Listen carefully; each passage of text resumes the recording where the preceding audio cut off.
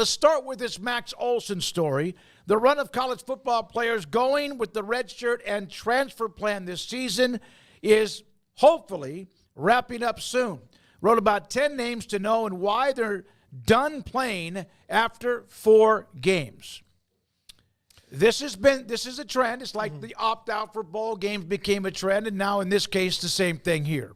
Yeah, it's, I think, to those of us who are used to normal, old-school college football, the thought of you using your red shirt without being injured and on purpose is still kind of hard to understand. Like, you would make that decision.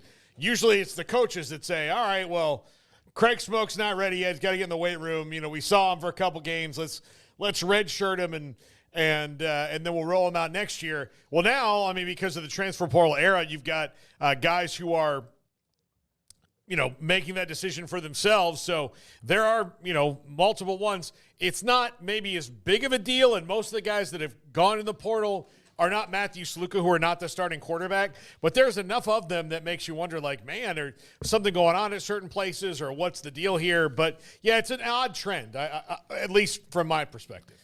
Yeah, I don't know really how I take it, because I feel like there's, several players who maybe spark your interest or raise your eyebrows a little bit, like when UCF has had their run, and then you actually look at who these guys are, and you're like, so what? Mm-hmm.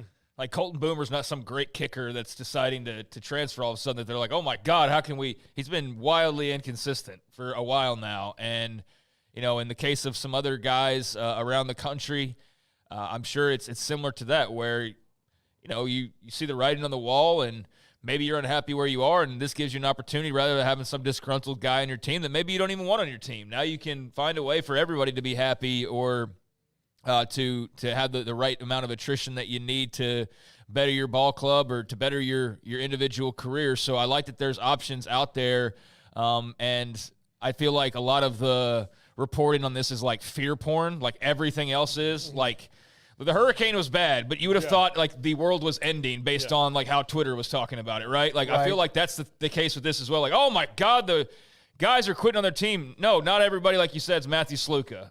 Most of these guys are not Matthew Sluka. That was a unique case. Most of them are barely playing. That's what I'm saying. It's like, so you hear like, oh my God, UCF's got a cultural issue. Well, look at the guys transferring. Like, okay, maybe one guy could be something someday. There were two starters in their kicker. So right. And the kicker, like you said, the kicker wasn't even. So yeah, you had the third wide receiver and the third safety. Yeah, and the kicker. So, there's some attrition there, but I don't think it's that really big of a deal. It's good, like I said, for these players to have options. And, yeah, I hope Max is right that we can kind of move past that now that we're deep into the season and there won't be any more of those stories. But, yeah, I think it's not nearly as big of a deal as it's maybe portrayed to be. When I first saw Devin Neal, I was like, whoa. Of course, they're talking about the young man from Louisville, the safety from Louisville. Who was at Baylor. Yes. And so, like, whoa, what? He's on his third team. Yep. Like, It's kind of a trend. Yep. Matthew Sluka, Craig, you guys have both brought that up. And then there's the Baylor Alexander, the young man, the receiver. But what's the deal with him? He's going to be on his third team, right? So, there's kind of a trend there. This isn't the winter where big-time starting quarterbacks are entering the portal, and you're like, oh, my God, like, what's going on here? It's guys who aren't playing, guys who aren't happy where they are, guys who are probably getting pushed out in a way, and really, big picture, there's not that many of them. Yeah. Like, not every school's even dealing with it. So, I think there's been this little burst of it because of the fact that we're so many games in and we're at the halfway point, so you kind of know what your deal is. Like, should I transfer out of here now and save my shirt, or should I just stick it out? And that's all we're seeing, really. I don't think – but Sluka obviously made it a way bigger deal, so now it's kind of like, oh, whoa, wait a second, every time it happens. There's a Jason Brooks, offensive lineman, Oklahoma State, who was from Vanderbilt to Oklahoma State in 22, made 11 starts. Mike Gundy referred to Brooks saying that he wanted to sit out the year because he didn't feel recovered from his knee injury. And then he opted to transfer. Now officially in the portal as a grad transfer, he'll have one more year. So there's that story involving Oklahoma State. And look, with Bear Alexander, there's a couple of these guys every year who I think loved being recruited. Like, they loved being recruited because being recruited is fun as hell, guys, right? Mm-hmm. Yeah, they don't want to be wined and dined and treated like a prince. Yeah. If Texas is going to fly me into Austin, they're putting me up at the Four Seasons. I've got seafood towers at dinner, and they've got me at these events with all these people and all that, and hey, you're really gonna love it here, and the NIL collective is like, hey man, like we got your back. How'd you like look at Quinn Ewers got a Lamborghini and all like those kind of things. You have all those things and it's exciting, and then on June 12th when you get to campus, they're like, okay, here's your diet plan. We work out every morning at 6 a.m., but you really need to be there at about 5:15. Don't skip dinner. Don't skip breakfast. Your tutor will meet with you at 12:30 every day. Here's your class schedule and all this thing. And then if you're not emotionally or mature enough for that, you're like, yeah, but where's the cheerleader that gave me the tour of this campus? And she's like, she's cheerleading. Like, that's what she's doing now.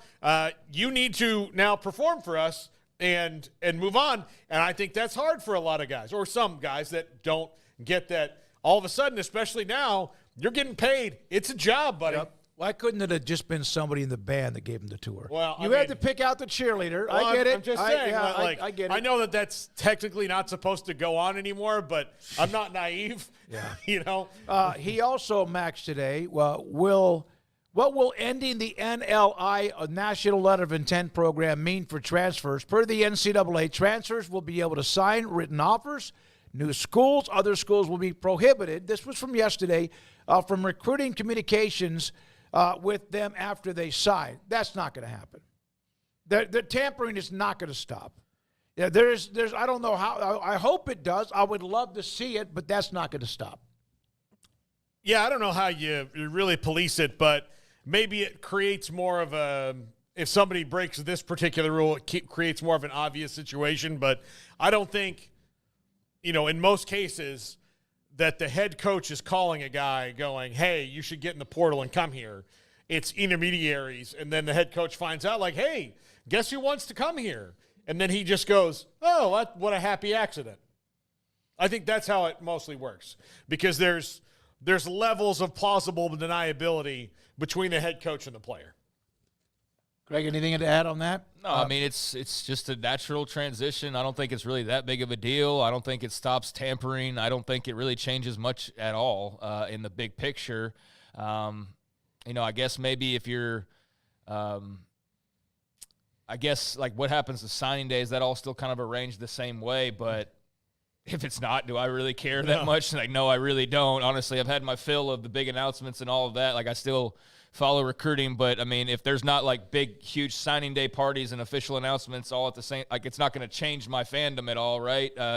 That's, maybe disrupted a little bit. Like, I don't know. I don't know how this really changes anything. It's just a different way of doing things, but it's still the same end result, really. And no, it's not going to change anything in regards to tampering, because it's college football, so everybody's going to still find their way to get what they need and what they want, however they can get that and get an advantage over everybody else. So I'm sure there will still be that DM from the trainer of the friend of an uncle or, whoever. All that's still going to keep going on. But, yeah, like I don't – so they're not signing national letters of intent. Big deal. Like, it's still the same thing, really. All right, Brian Howell with this note. Colorado announcing the K-State game as a sellout. Remarkable to see another example of the prime effect. Sellouts the last 2 years, 9 of the first 10 games at home. Sellouts from 2003 until 2022, 9 of 113 games. And the only other time that CU, Colorado, had 9 sellouts in a 2-season period was in 92 and 93. Back when, they were a part of the Big Eight. That far back. Yeah, and they were one of the better teams in that. I mean, it was they were contending for conference championships regularly. Now, Nebraska was often in the way, but they were still real scary. That's the Cordell Stewart days back then. Yeah, that was prior to really, I believe I want to say this correctly, that was prior to when Kansas State got good with Bill Snyder. Because he really started getting really good in the mid-'90s. So you're right. That was when Nebraska was running it. Oklahoma was maybe Gary Gibbs, or right after that time they were starting to fade a little bit.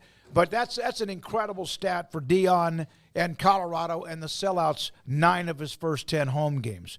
Brendan Marks, Paul, you helped me with this one, or Craig too, because I got to tell you, I'm emotionally a little fragile right now. I have a new laptop, and my old laptop it's old, and so I finally bit the bullet and got a new one, thanks to Josh and Dow at Prompt Technology. So I didn't get a chance to have some of the things completely like the stories that I normally do, but I did see this when I read it a little bit, Paul, and I'm not so sure reading the story did me any good. Why the ACC ESPN look in isn't what it seems. Okay, so this is actually good news for the ACC. So they have two separate grant of rights. There's the grant of rights that has them on ESPN and ABC, and then the ACC network has its own. Now they run concurrently, but if ESPN should decide to opt out of the other one, they still have the ACC network, which is contracted to 2036. So no matter what, the ACC has a TV home. Okay. It's just on one channel and not and then probably streaming. So they've got a backup plan with the ACC network, which was the thing that legitimately goes to 2036. And then the look in for the rest of it is obviously open in February of 2025. So that's why the ACC, I think, feels a little more confident than we realized when it comes to these lawsuits and things that are going on with Florida State and Clemson, that they've got deals in place on both sides of it. Now, does that mean anything if a judge sides with those two that are suing them? Probably not, because then if the judge sides with them, then whatever that is probably wrecks it. But this is a good news for the teams that aren't suing the league, and that they still have a contract after 2025 if ESPN out of the blue decided not to exercise it. But this also makes you think there's no reason for them not to. If you're going to have them anyway on the ACC network, why would you not just have them in the same deal forever? I have so a does this headache. mean Florida State and Clemson aren't in the Big 12 next year after Yeah, probably not. Really, I figured. Yeah, no. Yeah, no, I suspected that would probably be the case. It's happening. It's happening today. Yeah, I mean, it's a good thing for the ACC, like you said. I have always been quite confused by how it seems like the ACC must have the dumbest lawyers based on the way people talk about this contract. Like, they have no idea what they signed, and they have no idea what they're doing. And the amount of Twitter experts who act like that the lawyers that work for the ACC must be the dumbest people. You know what I'm saying? Like, and that's everything. That's not just college football. That's like every topic known to man. Like, the social media world is the actual expert on it. Look, there's valid people on there that actually do know what they're talking about and are real lawyers and can break it down. But there's also a wave that like takes it and runs with it. And I do feel like I saw before I kind of like shut it all out when the season started, there's this run of like, ESPN has no reason to, reconsider this in the beginning of the year, and they're going to wash their hands of the ACC. And like, I saw some of that, and it was mostly Florida State people who probably got their hopes a little too high. This obviously flies in the face of that. I guess we'll see when we cross that bridge. I've always felt like it doesn't make any sense whatsoever for the ACC to come to an agreement or to take this lying down. And I totally understand Florida State and Clemson's position. But, yeah, I think that unless they come to a mediation of some sort, I don't know why the ACC is not holding them under lock and key until they no longer have an ability to do that. Put their feet to the fire until they can't. Yeah, whenever that opportunity arises. Okay, so a lot more to get to in college football. By the way, we are locked in today with Sam Kahn, Taylor McCarg, Max Olson, Zach Gelb, and then also Mickey Spagnola, plus Off the Radar, the pod for the Big 12, which is the four corner schools coming over from the Pac-12. And on top of that, Paul and his top five. When is that? Is that February when that contract, that option that you were discussing? February 2025. February 2025. Yeah. So that's when there will be an answer, if not, well, possibly before then. But like there's been other dates that have come and gone that meant absolutely nothing after they were put out there. That actually does, though, mean something, because that is, like, I guess, the cutoff in the contract. And I'm sure I know there's others that follow it far more closely. But that'll be nice when that rolls around to have a definitive, like, foot in the ground, hopefully, state of the ACC where we kind of know what's what one way or the other. But obviously things are taking a little bit of the back burner with football season, which I am all for that being the case. Absolutely. Oklahoma State announced it's holding the first concert ever at T. Boone Pickens Stadium to raise NIL funds. It's been a big success based on the energy. 4 shows have all sold out. A reported $3.2 to $3.5 million in NIL funds raised with those concerts for Oklahoma State. Yeah, so Cross Canadian Ragweed and Turnpike Troubadours are going to co-headline this show. And Cross Canadian Ragweed just got back together. The Great Divide, Jason Boland and the Stragglers, and Stoney LaRue. So if you're a fan of the red dirt country music, like that's Woodstock right there. Yeah, it's like you. a little all-star cast. Yeah, it's an all-star cast. So they had planned initially that they were going to make maybe $750,000 with this, and they were thrilled with it. Blown away. But 4 shows sold out top to bottom at Boone Pickens Stadium.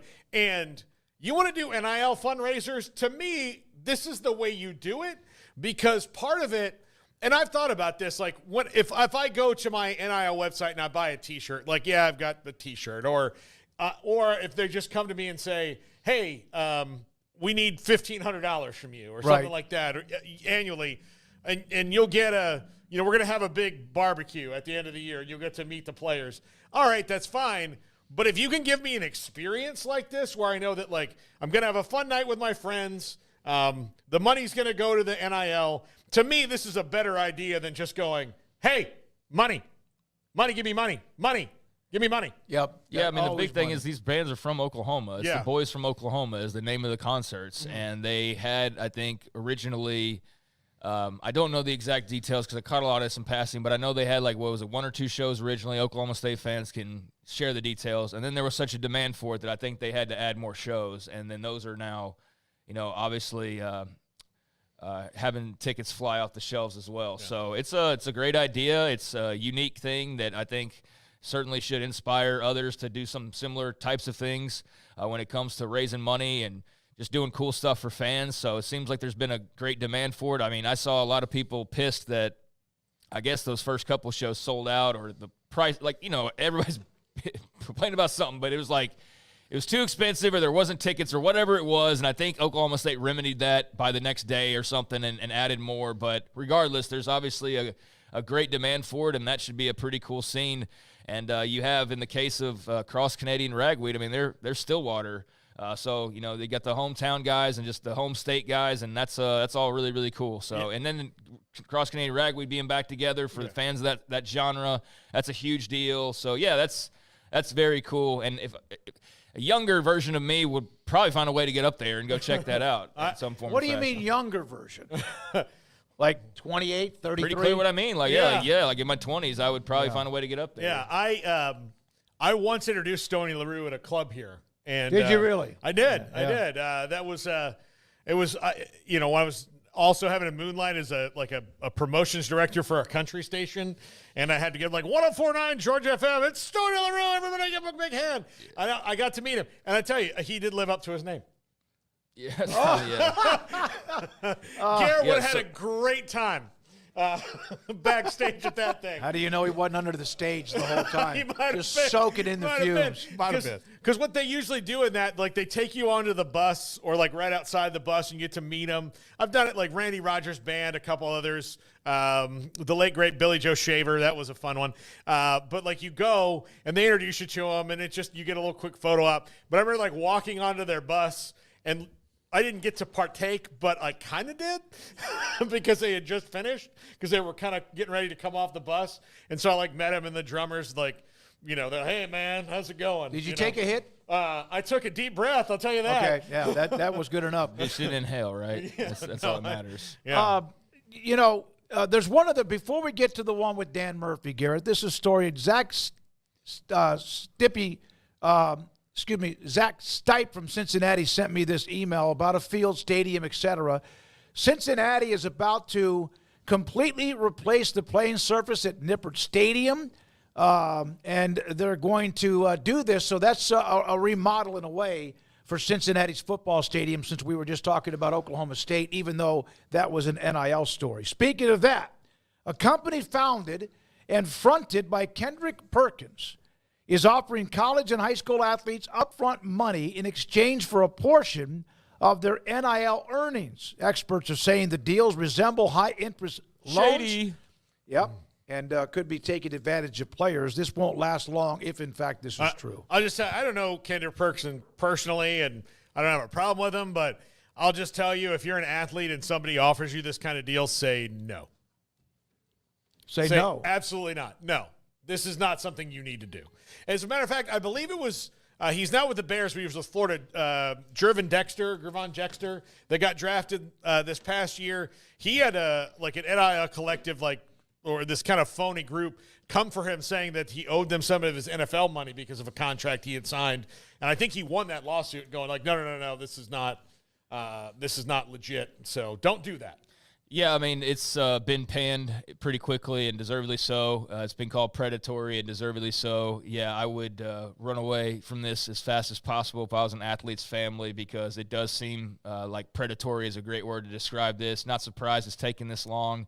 I'm surprised a pro athlete doesn't know better, or maybe just thinks everybody else is stupid. And the way I've seen Kendrick Perkins talks, he probably does think everybody was dumb enough to not realize how bad this actually looks. So we'll see how he and those involved, I guess, discuss this moving forward. But, yeah, on the surface, it looks like a bad deal for athletes and the type of thing that you need to avoid at all costs. You don't need to be taking out high-interest loans and back NIL pay and all. Like, that just sounds like a recipe for absolute disaster. And if he's knowingly being a part of a scheme like that or something like that, then as an athlete himself, that would really make it a double whammy of just being a bad kind of person to potentially be, hurting athletes that way. I'm not saying that's what happens. That's the way it looks on the surface, and he might just have his name attached to it for all we know. But, yeah. It's something that does deserve to get panned. By the way, a couple of quick notes, and Sam Conn is with us. Steve Sarkisian announcing that Quinn Ewers will start at quarterback in that Texas OU game. No surprise there. Deion Burks, Oklahoma wide receiver. That room has been decimated with injuries. He is out, so he will not play. And then on top of that, Cam Rising. Craig, you had the note real quick before we go to Sam that Utah has announced he will actually start this weekend. Yep, you just said it. He will actually start this weekend. He is going to be back in the fold. They officially announced. So, yeah, he will be back on Friday against Arizona State.